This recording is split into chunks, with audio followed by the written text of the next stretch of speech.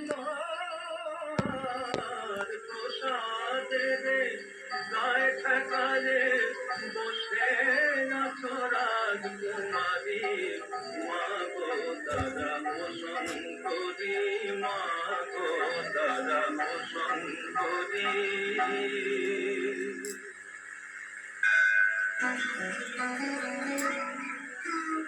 শ্রী জগন্নাথ বসুর সঙ্গে কাহিনী কথা শুধুমাত্র 98.3 মির্চিতে।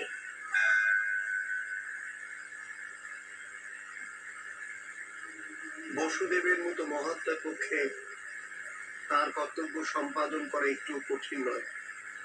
বসুদেবের মতো বিচক্ষণ বিদ্বান ব্যক্তিরা কাউকে কোন রকম অপবাদ না দিয়ে তাদের কার্য করে যান, আর কংসের মতো পাপীরা জঘন্যতম দুরাচার করতেও দ্বিধা বোধ করে না। তাই বলা হয় সাধু সব রকম বিপদে সহ্য করেন, আর কংসের মতো জঘন্য প্রকৃতির মানুষ যে কোনো পাপ কাজ করতে পারে। কিন্তু ভগবানের ভক্ত পরমেশ্বর ভগবানের সন্তুষ্টি বিধানের জন্য সবকিছু উৎসর্গ করতে পারবে। বসুদেবের ব্যবহারে কংস অত্যন্ত প্রসন্ন হলো এবং তার এই আচরণে দ্রবীভূত হয়ে বলতে লাগলো, প্রিয় বসুদেব, তোমার এই পুত্রকে নিয়ে আমার তো কোনো লাভ নেই, কেননা আমি দৈববাণীতে শুনেছি যে তোমার অষ্টম পুত্র আমাকে সংহার করবে। সুতরাং অনর্থ কেন আমি তোমার এই পুত্রটির প্রতি নিষ্ঠুর আচরণ করবো? না না না, তুমি ওকে নিয়ে যেতে পারো, আমার কোনো আপত্তি নেই, তুমি নিয়ে যাও। বসুদেব তার প্রথম সন্তানকে নিয়ে বাড়ি ফিরে এলেন। কংসের আচরণে যদিও তার হৃদয়ে একটু আনন্দ পেয়েছিল, কিন্তু তবুও তিনি তাকে বিশ্বাস করতে পারছিলেন না সম্পূর্ণভাবে, কেননা তিনি জানতেন কংস ছিল সম্পূর্ণ অসংযত। তিনি আরো জানতেন যে নাস্তিকেরা তাদের প্রতিজ্ঞা পালন করে না। যে তার ইন্দ্রিয় সংযত করতে পারে না, সে তার কথার দামও রাখতে পারে না। চাণক্য পণ্ডিতের কথা মনে পড়ছে, তিনি কি বলছেন, স্ত্রী বা কূটনীতিবিদকে কখনো বিশ্বাস করতে নেই। দেখে সেটা তিনি যা বলেছেন। মোটামুটি এইটুকু বসুদেব বুঝলেন যে যারা সর্বদা ইন্দ্রিয় সুখে আসক্ত তারা কখনো সত্যনিষ্ঠ হতে পারে না, তাই কখনো তাদের বিশ্বাস করতে নেই। এরপর এই পর্বে নারদ এসে প্রবেশ করবে এবং নারদের যা কাজ সেটা তিনি করেই থাকেন, সেগুলো আমরা জানি। কিন্তু সেই নারদকে নিয়ে, কংসকে নিয়ে যে কথাগুলো হবে সেটা হবে কাল। মিথ্যে কালী কথা। কৃষ্ণের আশীর্বাদী হাত আপনার মাথায় পড়ুক। আপনি ভালো থাকুন, স্বস্তিতে থাকুন। কৃষ্ণের জীবন কথা থেকে সামান্য কিছু যেন আমরা গ্রহণ করতে পারি। শুনছেন মিথ্যে কালী কথা। শ্রী জগন্নাথ বসুর সঙ্গে কাহিনী কথা শুধুমাত্র 98.3 মির্চিতে।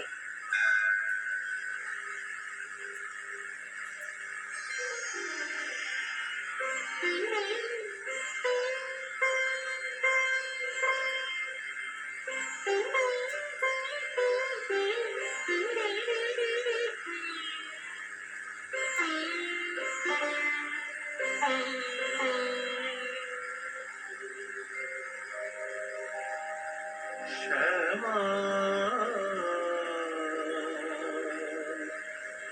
শ্যামা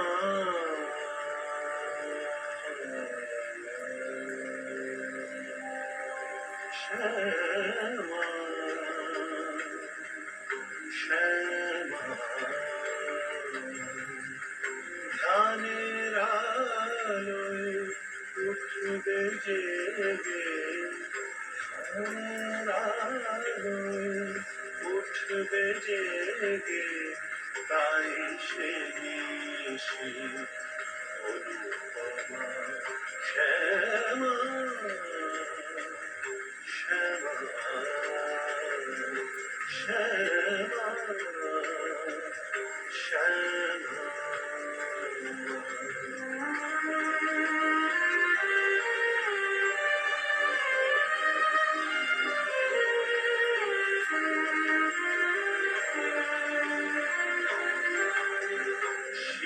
শিবলোকে কিসের অভাব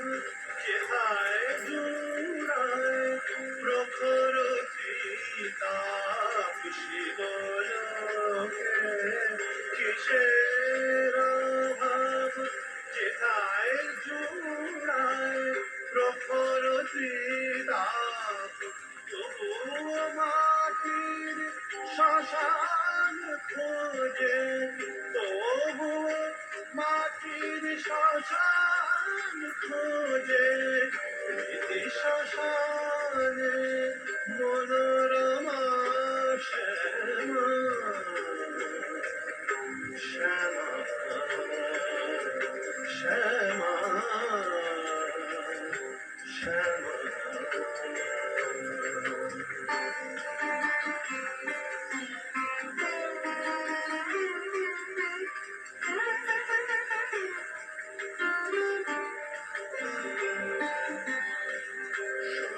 সনাতনী মহাকালী কাল বলে যারে বুঝতে নারে, ষোড়শী বালিকা কেমন হরি, ছিন্ন মস্তা ভয়ঙ্করী।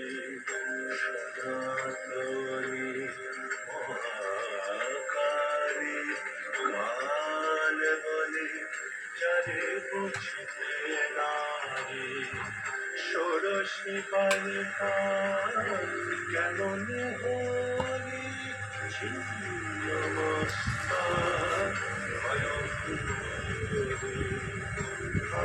ভগবানের হারের নায় অন্তরে সে জীবের কায়,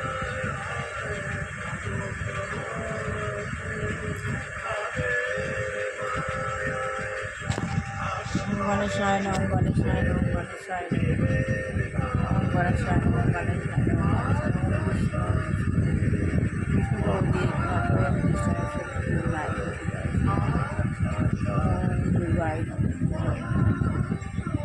শ্রী দুর্গাকৃষ্ণ পরমহংস দেবায় নম।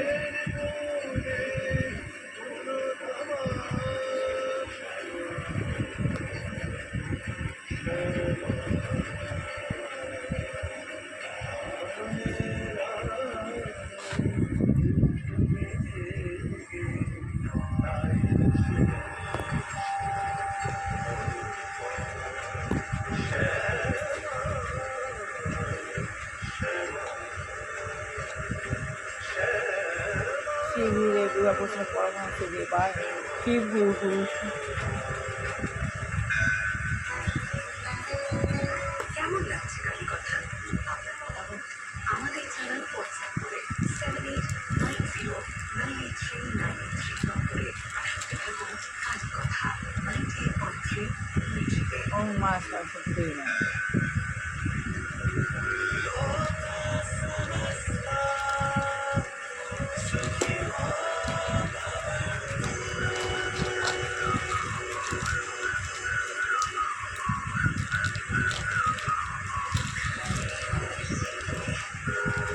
ওম শ্রী লক্ষ্মী দেবায়।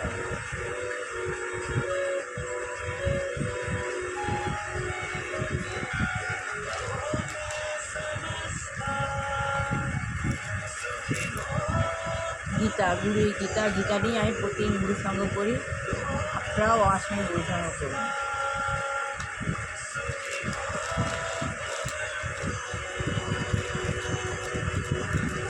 ওম সাই বাবাই।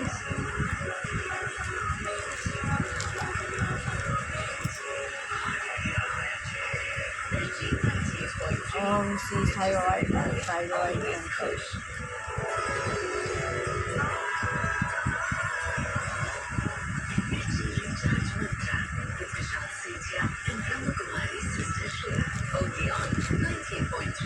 ওম রক্তম ভুজং সোনম শেষি জগত মোধিপং ভজামি পদ্মং দদা ভয়া পরাং মানিক চিঞ্চিনত। ওম জুম সাহ ওম জুম সাহ ওম বিষ্ণু বিষ্ণু বিষ্ণু।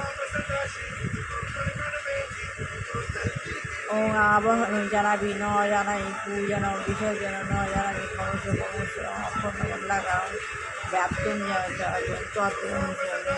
শিব। আমি আত্মজ্ঞান লাভের পন্থা বইটা পড়ছি। এই বইটা না পড়লে আমাদের আত্মজ্ঞান লাভ হবে না। শ্রী প্রভুপাদ আমাদের পরজন্ম এর ভবসিন্ধুর মন্দির পাঠ যাতে ভালোভাবে হয় তার জন্য আমাদের এই বইটা জানতে হবে। তাহলে অসৎগুরু, সৎগুরু, অসৎগুরু। তাহলে সৎগুরু হচ্ছে সে যে টাকা ও সম্মান চায়। যে অসৎগুরু যদি হয় সে শুধু টাকা চায় আর সম্মান চায়। শ্রী প্রভুপাদ বলছে কিন্তু সে যদি অসৎ হয় তাহলে সে গুরু কী করে হবে? সে নিজেই যদি অসৎ হয় তাহলে গুরু কী করে হবে? লোহা কীভাবে সোনা হতে পারে? লোহাই হয়, সোনাই হয়। লোহা কীভাবে সোনা হতে পারে? প্রকৃতপক্ষে গুরু কখনো অসৎ হতে পারে না। প্রকৃতপক্ষে গুরু সবসময় সৎগুরু, অসৎ হতে পারে না। কেননা কেউ যদি অসৎ হয় তাহলে সে গুরু হতে পারে না, কেউ যদি অসৎ হয় তাহলে সে গুরু হতে পারে না। তাই আপনি বলতে পারেন না অসৎ গুরু, তাই আপনি বলতে পারেন না যে অসৎ গুরু, সেটা পরস্পর বিরোধী। আপনাকে কেবল জানবার চেষ্টা করতে হবে প্রকৃত গুরু কী। আপনাকে জানতে হবে প্রকৃত গুরু কী। প্রকৃত গুরুর লক্ষণ হচ্ছে যে তিনি পবিত্র গুরুর লক্ষণ আছে। লক্ষণ হচ্ছে যে তিনি ভগবানের কথা বলেন, যে সবসময়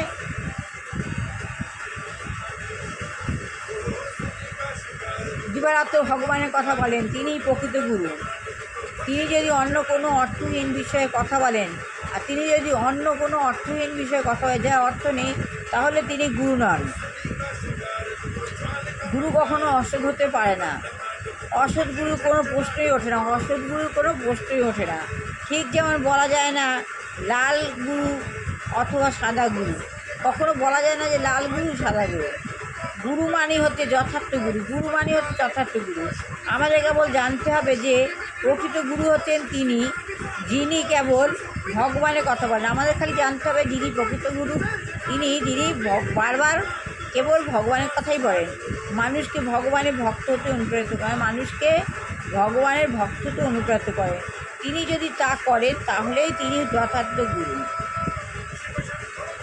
এবারে সাংবাদিক বলছেন, আমি যদি আপনাকে এই সংস্থায় দীক্ষিত হতে চাই, আমি যদি আপনাদের এই সংস্থায় দীক্ষিত হতে চাই তাহলে আমাকে করতে হবে, আমাকে কী করতে হবে?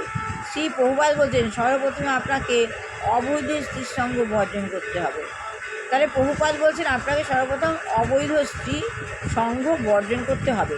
সাংবাদিক বলছেন তার মানে কি সব রকম স্ত্রী সঙ্গ বর্জন করতে হবে? তো তার মানে কি সব রকম স্ত্রীর সঙ্গ বর্জন করতে হবে? সব রকম স্ত্রী বা সঙ্গে বাদ দিতে হবে? অবৈধ স্ত্রী সঙ্গ বলতে কি বোঝায়? এবার অবৈধ স্ত্রী সঙ্গ বলতে কি বোঝায় এবার আমি আগামীকাল পড়বো এটা। অবৈধ স্ত্রী সঙ্গ বলতে কি বোঝায়? তাহলে সবার ভালো হোক, কল্যাণ হোক, মঙ্গল হোক। দুষ্টু বাচ্চা ভালো করে পড়াশোনা শিখে মানুষের মতো মানুষ হোক, বিবাহযোগ্য ছেলে মেয়ে বিবাহ হোক, বিবাহযোগ্য ছেলে মেয়ে চাকরিযোগ্য ছেলে মেয়ে চাকরি হোক। যে গৃহিণী যেসব সংসারে রয়েছে দুরাচারী গৃহিণী, তার জন্য পরিবেশ কলুষিত হয়েছে, সেই গৃহিণীকে চেতনাধিক ভগবান না হয় তাকে সরিয়ে নিই, কারণ এরা সমাজের পরিবেশ বিনষ্ট করে। আর যেসব ঘরে দুরারোগ্য বৃদ্ধ বৃদ্ধা কোনো নারী পুরুষ হয়েছে, ভগবান যেন তাদের মুক্তি দেন। এই বলে আমি শেষ করলাম।